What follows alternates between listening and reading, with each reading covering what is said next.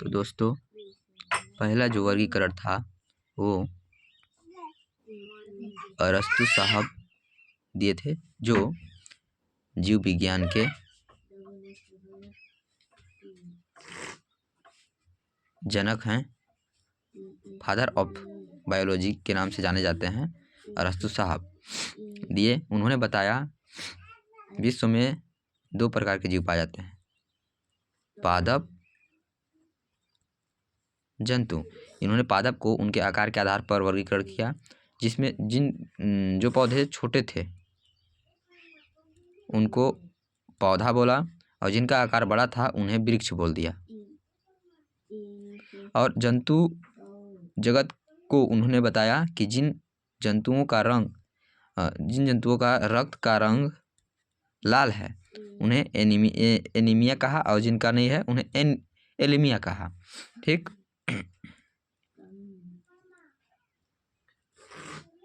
उसके बाद कैरल लिन्नियस साहब आए, जो वर्गीकरण के जनक माने जाते हैं। दूसरे नंबर पर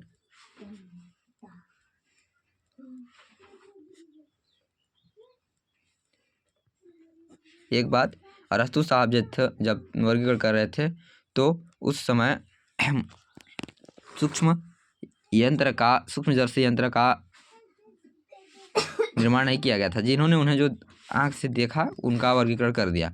अब उसके बाद कैरल लिन्नियस साहब आए, उनके समय भी ये चीज़ नहीं थी, लेकिन कुछ कुछ थी। तो उन्होंने बताया कि ऊपर साहब ठीक बताया है, लेकिन उनमें कुछ कमी है। तो उन्होंने भी जीवों को 2 जगतों में बांटा, पहला जंतु, दूसरा में पादप। इन्होंने सभी एक यूकैरियोटिक, एक कोशिकीय, सूक्ष्म जीव आदि, मोनेरा, सभी को पादप के अंतर्गत रख दिया और बताया कि ये एक कोशिकीय है। ये इनका आधार था कि शारीरिक कोशिका संगठन, आधार था कोशिका संगठन, कोशिका संगठन, शारीरिकीय आकार आदि इनका आधार था। उसके बाद आया 3 जगत वर्गीकरण।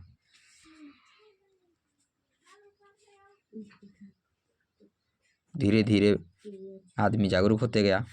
3 जगत के अंतर्गत पहला जगत पादप तो था ही, दूसरा जंतु, और एक तीसरा प्रोटिस्टा जगत का निर्माण। इसमें सभी सूक्ष्म जीवों को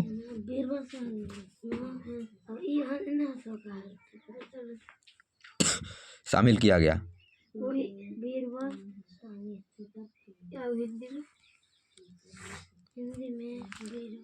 दिख रहा होगा दोस्तों।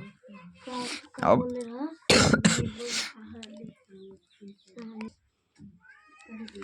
लोग इतना से भी नहीं संतुष्ट थे।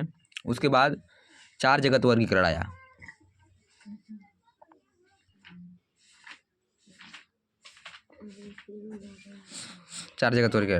इस जगत में भी इनका आधार था कोशिका संगठन, कोशिका का प्रकार, एक कैरोटिक, एक कोशिकीय, बहुकोशिकीय। अब 4 जगत वर्गीकरण आया। इसे कोपलैंड साहब ने दिया। उन्होंने बताया कि नहीं, जगत 3 नहीं 4 होते हैं। पहला पादप, दूसरा जंतु, तीसरा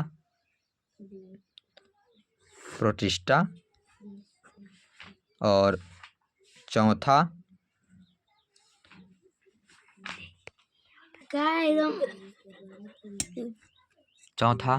मोनेरा। ये तो आप जान ही रहे हैं दोस्तों। इनका आधार था शारीरिकीय संगठन, कोशिकीय संगठन, कोशिका का प्रकार,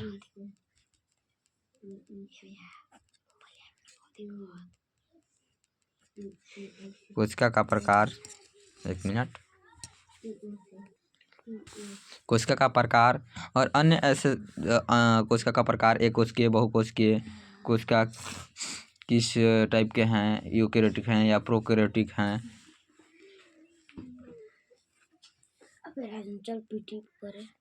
या प्रोकैरियोटिक हैं। उसके बाद 5 जगत वर्ग आया जो 1969 में RH व्हिटेकर द्वारा दिया गया। इनका मुख्य आधार था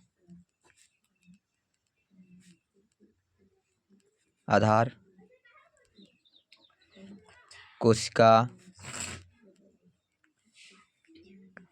का संगठन, पोषण, प्रजनन,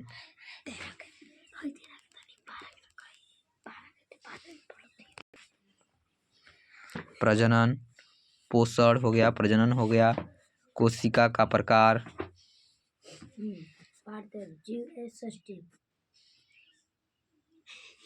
कोशिका का प्रकार। अब उसके साथ साथ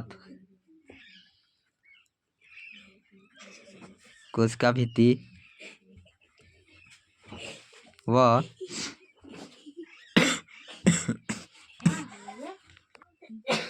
तथा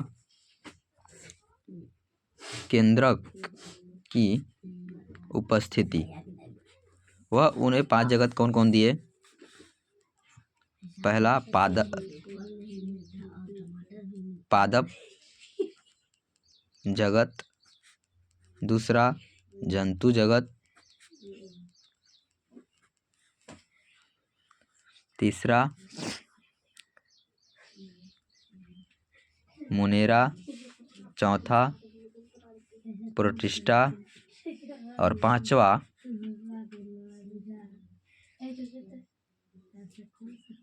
कवक, जिसको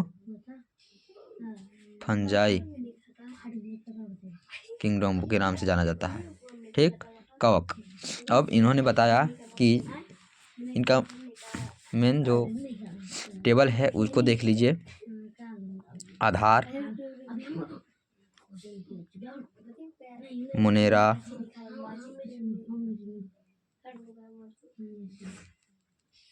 प्रोटिस्टा, कवक, पादप, जंतु। टेबल ऐसे बना के याद करिए दोस्तों, आसान रहेगा।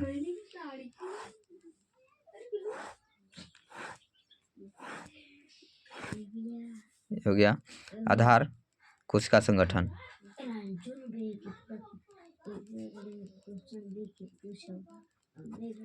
कोशिका संगठन तो जो मुनेरा जगत के सभी जंतु हैं वे प्रोकैरियोटिक होते हैं। प्रोटिस्टा जगत के यूकैरियोटिक, कवक यूकैरियोटिक, ये भी यूकैरियोटिक, ये भी यूकैरियोटिक, सभी यूकैरियोटिक प्रकार के कोशिका पाए जाते हैं इनमें संगठन। अब हो गया प्रजनन, नहीं पोषण, या तो फिर उसके बाद देख ले। हाँ, पोषण। इनमें स्वपोषी व विषमपोषी तो जान ही रहे होंगे। विषमपोषी होता है प्रोटिस्टा में, ये भी विषम व सम होते हैं। और कवक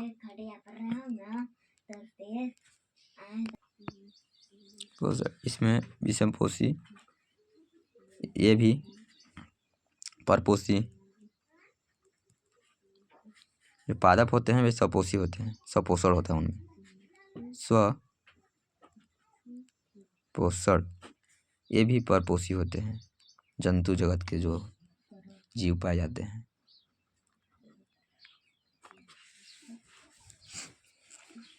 उसके बाद कोशिका भित्ति आधार मानते हैं। मैं शॉर्टकट में बता रहा हूँ। जो मुनेरा जगत के जीव होते हैं उनमें कोशिका भित्ति उपस्थित होती है।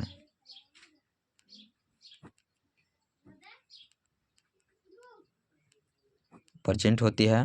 प्रोटिस्टा जगत के अंतर्गत भी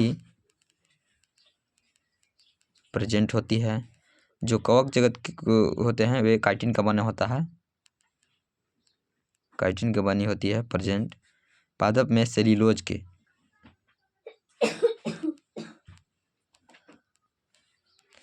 और जो जंतु जगत के कोशिका भित्ति होते हैं, कोशिका होते हैं, उनमें कोशिका सेल वाल नहीं पाया जाता है, इनमें एब्सेंट होते हैं। अब बात आती है